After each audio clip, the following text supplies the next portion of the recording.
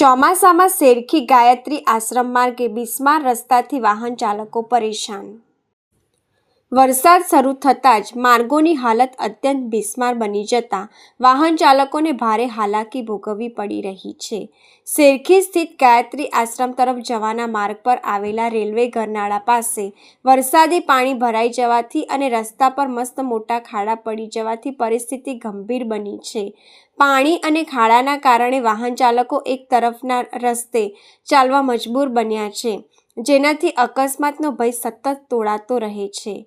આ સમસ્યા અસાધ્ય નથી જો તંત્ર દ્વારા રેલવે ગરનાળામાંથી વરસાદી પાણીના નિકાલની યોગ્ય વ્યવસ્થા કરવામાં આવે અને રસ્તાના ખાડા તાત્કાલિક પૂરી દેવામાં આવે તો આ મુશ્કેલીનું કાયમી નિવારણ આવી શકે તેમ છે।